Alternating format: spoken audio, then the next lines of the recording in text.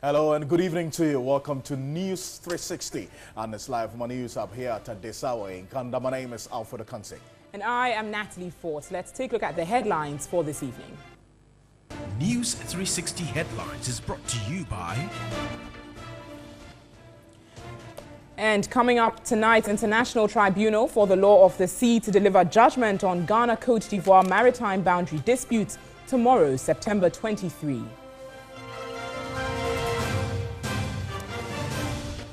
Achimota school student jailed for 3 years for manslaughter.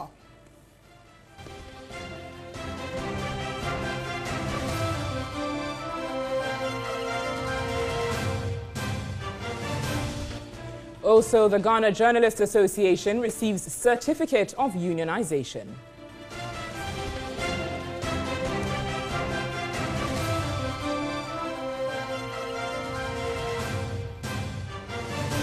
An abandoned storm drain project causing flooding at Kwashibo in Accra and cutting it off from adjoining communities.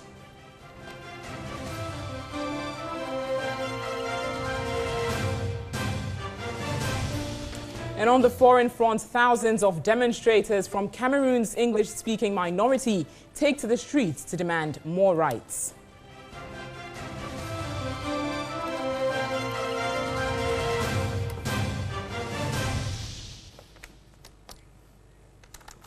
Bring all these stories plus some sports and entertainment news tonight on News 360. To our first story this evening, the International Tribunal for the Law of the Sea, that's ITLOS, will tomorrow, September 23, 2017, deliver a judgment on the maritime boundary dispute between Ghana and Côte d'Ivoire, which has been pending before it since 2014. The two countries have laid claim to the disputed boundary in the Atlantic Ocean and are both calling on the special chamber to hold in their favor. Côte d'Ivoire is praying the tribunal to declare that Ghana has moved into its maritime boundary, but Ghana is requesting the tribunal to reject Côte d'Ivoire's claims and maintain the status quo, which had been respected by both countries for more than 4 decades. Hearing of the merits in the dispute concerning the delimitation of maritime boundary between Ghana and Côte d'Ivoire ended on February 16, after 2 weeks of legal tussle between the two countries. Ghana is pleading with the chamber to hold that the maritime boundary in the continental shelf beyond 200 miles follows an extended equidistance boundary along the same azimuth as the boundary within 200 miles to be the limit of the national jurisdiction. Côte d'Ivoire is also urging the tribunal to hold that Ghana's unilateral activities in the Ivorian maritime area constitute a violation of the exclusive rights of Côte d'Ivoire over its continental shelf, as well as its obligation to negotiate in good faith. Côte d'Ivoire further wants the tribunal to invite the parties to carry out negotiations in order to reach an agreement on the terms of the repatriation due Côte d'Ivoire. After 10 failed negotiation attempts, Ghana in September 2014 announced it had instituted arbitration proceedings at ITLOS to ensure the resolution of its maritime boundary dispute with Côte d'Ivoire. The first round of preliminary hearing began in March 2015, where Côte d'Ivoire prayed the tribunal to stop all activities at the disputed area, but Ghana led evidence to prove why activities at the disputed area could not be halted. The tribunal on April 25, 2015, refused to stop oil companies operating at the disputed area. However, it stopped the drilling of new wells until the final determination of the case. Now, this issue is a pretty serious one, and just for some of those Ghanaians out there who might not understand the extent of it, the ITLOS decision will be historical and significant because it will either approve or disapprove Côte d'Ivoire's claims to Trinidad and Sierra and Tomé, which is the 10 oil reserves. And these lie close to the boundary with Ghana. And this will have huge economic implications on Ghana if it goes in the favor of Ivory Coast. And so, Alfred, just to help those who do not understand the history of it, I'm going to spell out a few facts of this whole dispute between Ivory Coast and Ghana. Commercial exploitation and exportation of Ghana's first major crude oil began in September 2010. Now, in the same year of September 2010, the Cote d'Ivoire government made claims to some areas at sea. This was where tallow oil was operating. But meanwhile, in 2007, Cote d'Ivoire staked a claim to part of Ghana's offshore a year after Ghana discovered oil in commercial quantities. That gives us an indication that this dispute has actually been going on for a pretty long time. Now, Ghana and Cote d'Ivoire's boundary commissions have had 10 rounds of negotiations for an amicable settlement of the dispute between the two countries, but no agreement has been reached yet between the two countries on the matter, and tomorrow will determine the fate. Now, Ghana went to ITLOS in September 2014 under the UN Convention of the Law of the Sea, seeking a declaration that it has not encroached on Cote d'Ivoire's territorial waters. It filed a suit based on Article 287 of the convention. February 27, 2015, Cote d'Ivoire presented a formal application through the Special Tribunal of ITLOS requesting Ghana to suspend oil operations and fishing at the disputed area until the final settlement of the dispute in 2017. And it's pretty major, the outcome, what happens tomorrow, because the 10 reserves hold about 1 billion barrels of crude oil, and that's why it's particularly significant for us. Alfred. Fantastic point there. So that's exactly how the picture actually looks like. 1 billion barrels of crude oil. It's a major concern. And now I have been joined via Skype by Kojo Poku, who's an energy expert as well, and we'll do some governance analysis as well. But we'll start off with the impact of this. Kojo Poku, good evening to you. Thank you for joining us via Skype this evening. Hi, good evening, and good evening to your viewer. Now, considering the fact that a decision against Ghana will be economically devastating, how will this influence the possibility of Ghana having some favors in the judgment tomorrow? Well, we all pray that it goes Ghana's way, but if it doesn't, it has a lot of economical impact. If you look at the area that Ivory Coast is asking for, it takes away the whole Tullow block. And as you are aware, the Tullow block is where we have the Jubilee field, where our first oil was discovered and where we first went into production with the FPSO Kwame Nkrumah. So not only do we have only Jubilee 1, we have Jubilee 2 also. And your presenter colleague mentioned the other wells that have come on stream that has over close to 1 billion reserves, which they are asking for. To make it worse, there is a new block, which is the Hess block. The Hess block is below the Tullow block, and the new boundary which the Ivorians are asking for takes almost half of that block. And most of the discoveries that Hess had made is also in that area. So it is quite consequential if Ghana is to lose. It would really drive a wedge in our oil discovery and our production process. That is the economic impact. But let's go on to the telephone lines now. Kojo, if you could not hold on for me via Skype there. Professor Vladimir Chidanso is an international relations expert. He joins us via telephone. Good evening to you, sir. Thank you very much for your time this evening. Good evening, and thanks for having me too. We're very clear about the economic impact of this particular ruling. But then if the ruling goes either way, what impact will it have on the relationship between the two countries in this dispute? Well, this is not the first time such tribunals sit on boundaries. The ICJ has had several other things to consider. We can recall the Bakassi Peninsula, for example, between Nigeria and Cameroon. That's right. And it went the Cameroonian way. But the peninsula is occupied by Nigerians. And it depends on how the states handle such a situation. I think after that, the two heads of state met and decided that, well, you've won, but let us consider how we consider the ruling. And so that is a diplomatic way of handling a post-arbitration or a post-judicial kind of inquiry.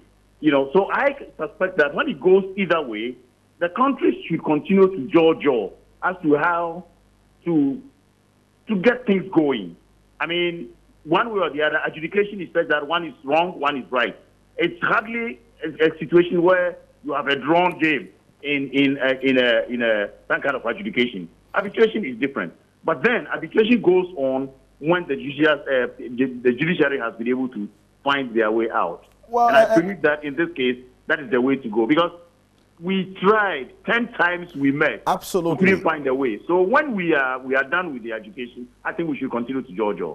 Well, it's interesting you mentioned the 10 times attempt to settle this before it went to the Court of Arbitration. But you see, one factor, Professor Vlad mentioned, so that Ghana seems to be relying on is the belief that Ivory Coast has since about 1977 always respected the boundaries, that's the maritime boundaries in dispute now. But you mentioned what happened in the Nigeria-Cameroon situation where the ICJ ruled flatly against Nigeria's argument in that same manner. Are we going to have any advantage if we dwell on the fact that Ivory Coast has respected this maritime boundary over the period since 1977? Well, it's one trump card, and it depends on the judges. In basic law and even in international law, if such a situation has happened and from 1997 the boundaries have been respected, Ghana would say that, well, once you have respected it, it becomes part of the law generally, you know, and that is one of the trump cards Ghana is pushing forward. And some experts have indicated that in any case, Ghana has a case. But in such adjudication thing, it's quite difficult. You cannot know the mind of any of the judges who might rely on other cases and or other legal opinions to judge. So let's wait and see. I strongly suspect, not because I'm a Ghanaian, but expert opinion believes that Ghana has a case, and there is a possibility that it will be ruled in favor of Ghana. Kojoboku, now, let me come back to you on Vice Skype. Now, looking at the prospect, and you have studied this whole maritime boundary and the fact that we've already started exploration, intense exploration of oil in that same boundary. Now, what do you think are the prospects from that respect for Ghana going into tomorrow? Well, I believe strongly that if, you know, when they asked that no new wells should be drilled, but existing prospects can continue, that gave an indication. Because you see, look, the amount of money that has been spent on these areas, it's not just chicken change. We are talking about billions of dollars that the four companies involved, Tullow, Hess, Sabrib, and then Hess also, and all the other companies that are involved in intense exploration in the area. Over the period, this exploration started in 2005 and beyond. And the Ivorians have seen us, and I've always mentioned this. When exploration is being done, it's done by vessels, huge vessels that are doing seismic and drilling. And they saw these. Their naval ships would have seen these ships in the waters. If it was their waters, they would have stopped it then. And the fact that they did not, and they watched on until 2007, when they first made approach that, look, we are in their waters after we have made a discovery, it means that you've seen us do the work. And like I said earlier, when third-party interests accrue, which in this case it has, it's difficult for the court to now say, look, you can come and take it, because we've done a lot of work in the area and they saw us do it, and they never came and said anything until when they realized that there was big prospects in the area. So it will be difficult for me to see how the court give it to them. So now, finally, it appears that Ghana has to agree with its neighbors, like Burkina Faso and Togo, in the wake of such, because we already know that some oil has also been discovered along the Volta Basin as well. You are drilling oil or you are prospecting for any minerals along borders and along common kind of basins, you need actually to judge with neighbors. I mean, unfortunately, with the Ivory Coast, I do not think we had that initially. And as my colleague has said over there on the other side, they were watching us starting drilling in 2005, 2006. It was in 2007 when we were able to get oil in commercial quantities before they raised alarm. And even there, they mellowed until 2010, 2011, when I suspect that they thought we were supporting Bago, that they came forcefully.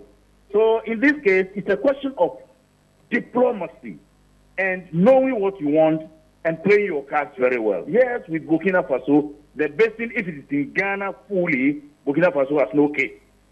But then if we are going to pollute any waters that runs through another country, that is a different problem altogether. It's like Ancobra, Ivory Coast would be worried, and therefore we would have to judge all with them. Great one. Prof, thank you very much for your time this evening. You are very Professor welcome. Vladimir Chunas, international relations expert. Kojopoko, I would want to thank you very much for your time this evening, but clearly you're optimistic we have a case tomorrow. Yes, we do. All Ghanaians should say a prayer this evening, and hopefully it goes our way. And if it does, it will be a good day for Ghana. Great. Thank you. Have a good evening. Grateful. Kojopoko is also an energy expert helping us with this. Let's turn attention to other stories this evening as the Juvenile Court in Accra has sentenced an 18-year-old third-year student of Achimota Senior High School who allegedly shot a female colleague with his father's single-barrel gun to 3 years at the correctional home. He was convicted on a charge of manslaughter. The 3-year sentence is the maximum sentence according to the Juvenile Act. The accused was reported to have brought out his father's gun under a bed with the intent of shooting in the air, but ended up killing his friend Lillian Jigbodi Asigbeche. Per the facts of the case, Lillian Jigbodi Asigbeche, also a third-year student of the Achimoto School, on January 4 this year at about 2 p.m. visited the accused person at Community 8 in Tema. According to the prosecution, the accused went into his father's room and picked up his father's single-barrel gun and shot the victim in the abdomen. On January 5 this year, accused told the police that he intended to shoot into the air. However, the gravity of the gun changed course and shot the friend. Prosecution said the victim was rushed to the Port Clinic in Tema, but later transferred to the 37 Military Hospital in Accra, where she died. The wheels of justice indeed grind slowly. It's getting to a destination. Very, very sad developments there, but good justice for the family. But the Ghana Journalists Association, GJA, has received a certificate of unionization from the Ghana Trade Union Congress, TUC, after 6 decades of attempts to get one. This president of the association, Roland Afemoni, believes will increase the negotiation powers of the GJA to have better conditions of service for media practitioners. The Ghana Journalists Association, formed on August 15, 1949, has since 1968 been making efforts at unionization. According to the president of the association, the process has been challenging to have the GJA unionize. Hence, it passed a resolution in 2011 to metamorphose into a trade union. Per the International Federation of Journalists IFJ recommendation, countries across the world have a 2018 deadline to be unionized. The GJA president expressed satisfaction at meeting the deadline and is confident the union would increase the negotiation powers of the GJA to have conditions of service for media practitioners improved. A recent survey by the TUC on the wages and working conditions of media workers indeed highlighted the blatant but heart-rending reality that media practitioners are among the poorly paid workers in Ghana. In some worst-case scenarios, many journalists are not paid at all. Thank God, the pitiable, ignoble, and horrible narrative will be consigned to the dustbin of history, as the GJA has now been legally empowered to fight for the industrial and professional rights of media workers in Ghana. He said his office will immediately roll out a nationwide registration drive. The GJA is rolling out an immediate, massive, and expansive drive to register all non-union media workers in Ghana, especially those in the private sector. The Deputy Secretary General of the Trades Union Congress, Josiah Ansa, stressed the TUC's commitment at ensuring employers comply with the International Labour Organization ILO standards. We are urging all employees to respect the tenets of the certificate and also respect the basic ILO conventions. Right to work, right to organize, and right to negotiate. Any employer who stands on our way in our quest to ensure that our journalists in this country are well catered for in terms of collective bargaining agreements, we will render every support that is needed to make sure that employer is brought to book. Now, calm has returned to the New Times Corporation following an agreement that the issues which culminated in the protest be amicably resolved by due process. A communique jointly signed by Acting Board Chairman Ivy Austin and General Secretary of the ICU, Solomon Kote, and copy to the National Media Commission and the National Labour Commission indicated the parties have resolved to ensure that normalcy returns to the corporation. A meeting held earlier today on the developments which started from Monday, September 18, involving the workers, the board of directors, management and the industrial and workers union, representing the workers of the corporation. The parties resolved that the union particularly should take steps to ensure that sanity prevails on the premises of the corporation. It added that no worker should be victimized as a result of the industrial action.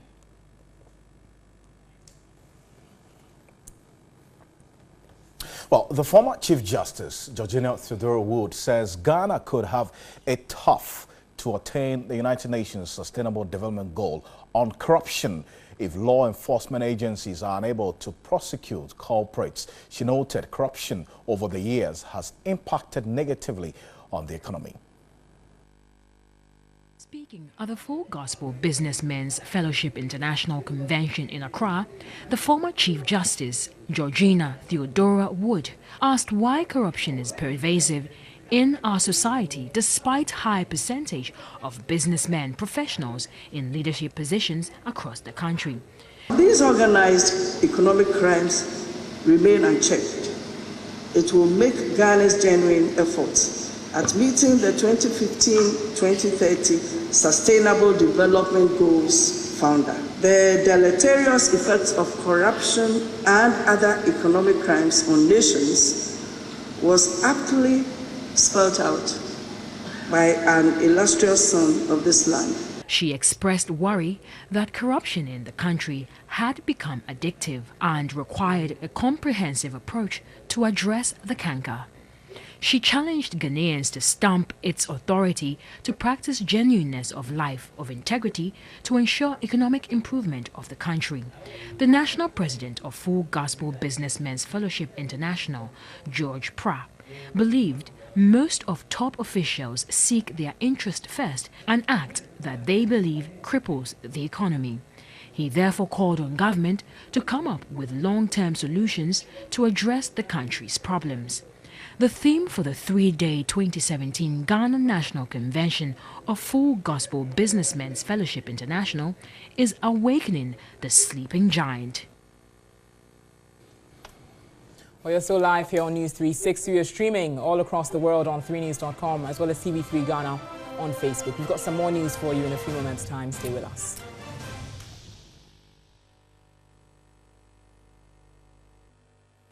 Hello, good evening to you. Welcome to the business news here on News360. We'll start off with some good news for commuters who patronize public transport, because transport operators, after a meeting with stakeholders in the transport sector on September 22, 2017, have agreed that there should be no increase in transport fares as a result of the recent increases in fuel prices. The operators indicated that after monitoring the increases and decreases in the prices of fuel from April 2017, when the recent transport fares were increased to date, the net position does not create a significant increase to warrant increase in transport fares.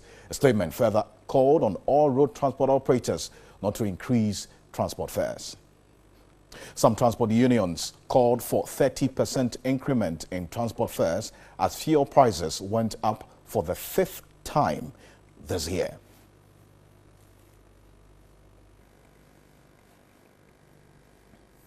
Well, the Africa Development Bank is to support the country's create more jobs for the youth. The bank is to finance some training centers and promote entrepreneurship. Ghana Labour Force Survey report by the Ghana Statistical Service, released in 2015, pegs the country's unemployment rate at 11.9%. 25.9% of the unemployed are in the age bracket of 15 and 24. The World Bank, in its latest report on jobs in Ghana, has revealed that about 48% of the youth in the country, who are between 15 to 24 years, do not have jobs. President of the African Development Bank, Akinwumi Adesina, agrees with President Akufo-Addo's vision of creating more jobs through the private sector. The president mentioned to me the importance of jobs. He said that for him as a president, he can't think of anything more important than creating jobs for young Ghanaians. And I agree fully with him on that. And so we are going to be helping them in supporting small and medium-sized enterprises, skills acquisition centers, a lot of technical and vocational training centers that will allow them to be able to create a lot of jobs for young people. The creation of jobs for the teeming masses of unemployed Ghanaian youth is of utmost importance if Ghana is to guarantee a bright future for her citizens. Government spends 70% of its revenue on over 650,000 civil servants, who represent about 2% of the 28 million population. A supportive business environment for the private sector to create jobs is key to the country's development. The Institute of Fiscal Studies has predicted the policy rate will be maintained at 21% by the central bank. Economist at the Institute, Dr. Asiedu-Dartey, is saying the upward inflation rate and current increase in fuel prices is a justification for it to be maintained. Ghana's current policy rate, pegged at 21%, has been described as one of the highest in the world. From January 2017 till date, the rate has been reduced thrice by 450 basis points from 25 to 21%. This was mainly due to a drop in inflation aside other economic factors.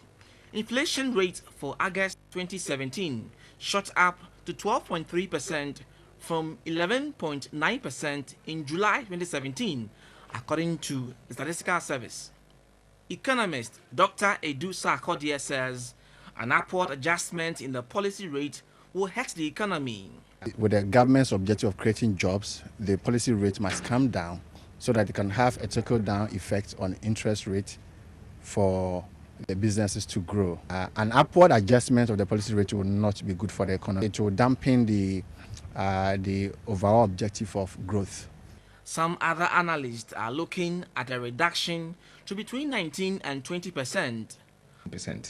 I think any cut between 100 and 200 basis points at this moment would be reasonable, largely based on the fact that inflation has ticked up slightly for the month of August, although growth has remained weak. Private sector credits also picked up strongly in the beginning of the year, but appear to have fallen between May and June, partly as a result of the banks, trying to clear up their loan books and all that. And so that is a further risk to growth that we think that the central bank would like to support. Customers of financial institutions anticipate a drop in interest rates should the policy rate be reduced. Senior analyst at the First Bank, Ben Amoa, says there could be reduction in interest rates next year if banks deal with their non-performing loans. As they clear the non-performing loans from their books, and indeed a large section of those loans come from energy sector, which we expect to be cleared from the energy sector bond. And then as going forward, they are able to renegotiate the rates on their deposits to lower levels. It would make sense then for them to reduce their interest rates on loans and advances. And I think that from early next year, we should start seeing that decline. There's going to be a lot more analysis on the policy rate prior to its announcement here on TV3. But Fidelity Bank has rewarded 5 customers in its draw of the 10 times richer promo. Each of the 5 lucky winners went home with 5,000 Ghana cedis. The draw is the second in the 10 times richer promotion. All the 5 winners had their coupon balance multiplied by 10, taking home 5,000 cedis each. At a dinner held to announce the winners and also interact with members in Kumasi, the managing director of the bank, Jim Baden, said the promo, which forms part of activities to celebrate the bank's 10 years operation, is an innovation aimed at giving customers the purchasing power to embark on their specific projects. You don't only have to go abroad to experience the services of a world-class bank. We have brought Fidelity Bank to Ghana in order to offer world-class banking services, and we are doing it today. He assured new and existing customers of an array of products and services to suit everybody. we encourage people to patronize our flip investment account. The flip investment account requires that you open a flip investment account that will receive fixed amounts every month without breaking it, because we are encouraging the accumulation of money, accumulation of wealth, so that in about 10 years, in about 20 years, you get a lump sum to do any project you want to do. The Ashanti Regional Minister, Simon Osei-Mensah, entreated customers to pay back loans to enable the bank grow bigger. For the sustainability of the bank and the financial sector in this country, whatever loan facility that is granted, do well to pay it back so that the well will never get dried, and all of us can always fetch water from it to do whatever activity we want to do with the water. 15 more customers will be rewarded with 5,000 cedis each in the next 3 months. A grand draw will also offer 3 lucky customers the chance to walk away with 50,000 cedis each. New customers will be required to open a current or savings account with a minimum deposit of 500 cedis. The money must be in the account for a minimum of 1 month or more to qualify for the draw. The Association of Ghana Industries, AGI, has proposed to government to offer more tax holidays to boost the confidence of local businesses in the country. The association noted tax reliefs would enable businesses employ more Ghanaians. President of AGI, James Asareje, was speaking at the presidential luncheon organized by the Institute of Chartered Accountants Ghana, ICAG.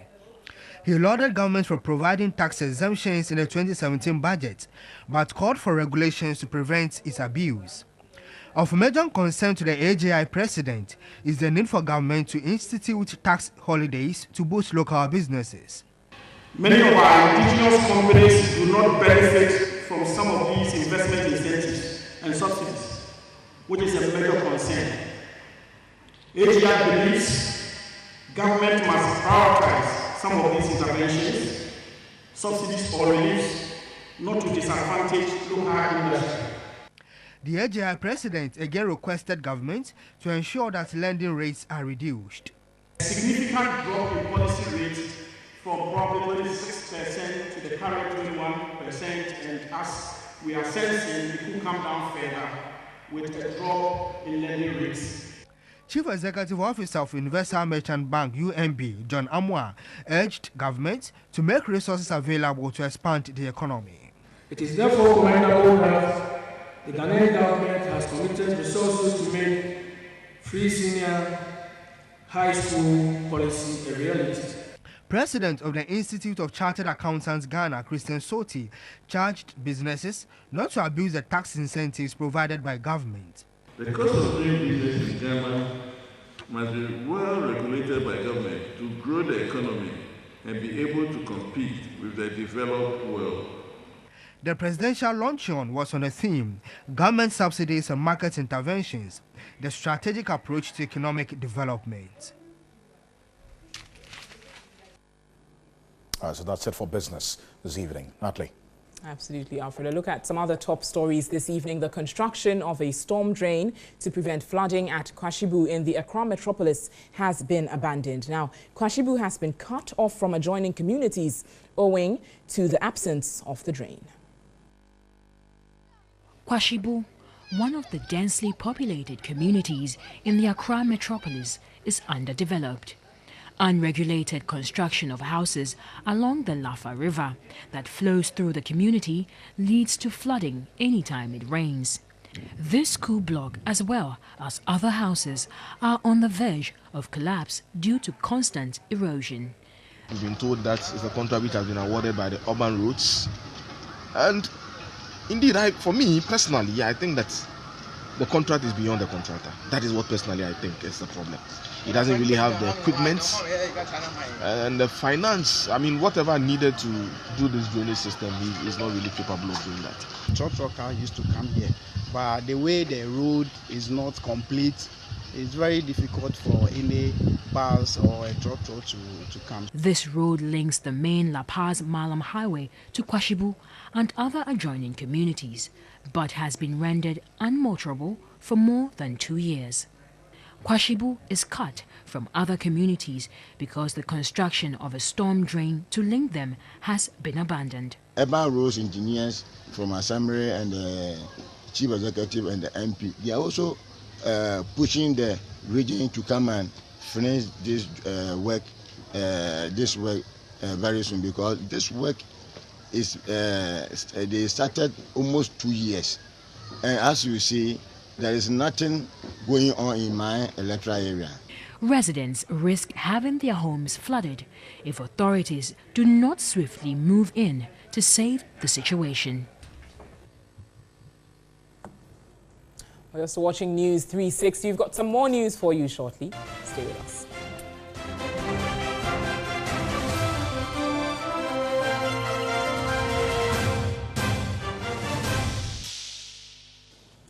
Welcome back to News 360. In entertainment news this evening, some contestants of Ghana's Most Beautiful have been sharing how they've been coping after the first night of eviction. While some remain optimistic, others are anxious of what the future holds for them. They've been speaking with Adra Amofalse. Numbu and Ayele exited the competition last Sunday after failing to get the pass mark from both judges and public votes. Though they knew eviction formed a part of the competition, it came as a shock as 2 of them were evicted on the night. The remaining 8 contestants have been going about their rehearsals, ready for a reloaded show.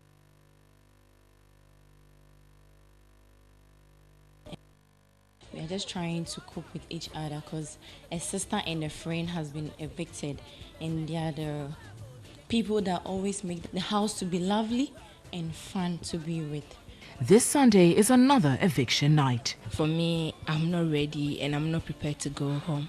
This Sunday, I'll be performing the salsa dance as my talent, and they should expect nothing but the best from me. I'm hoping to deliver my best so my spirits will be comfortable with myself and my people will be glad with what I did. Because it's not just by performance, you could be good, but votes will make you go home. So whatever stage I reach, I want to go with dignity. Their chaperone, Bubune, a former contestant, says the past few days had been an emotional one. The girls have not been taking it easy because they've been emotional all this while. We'll be able to get over it so fast. From now going, I believe we have a tax on Sunday, so they are getting back. Ghana's Most Beautiful 2017, straight out of Ghana.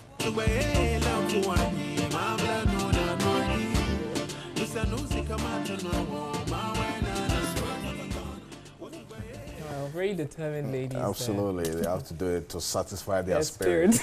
But on behalf of the rest of the team, I want to say thank you for staying with us here on News 360. My name is Alfred Okansi. And I'm Natalie Force. We've got more news on our website, 3news.com. Next is Tashan. Have an incredible weekend.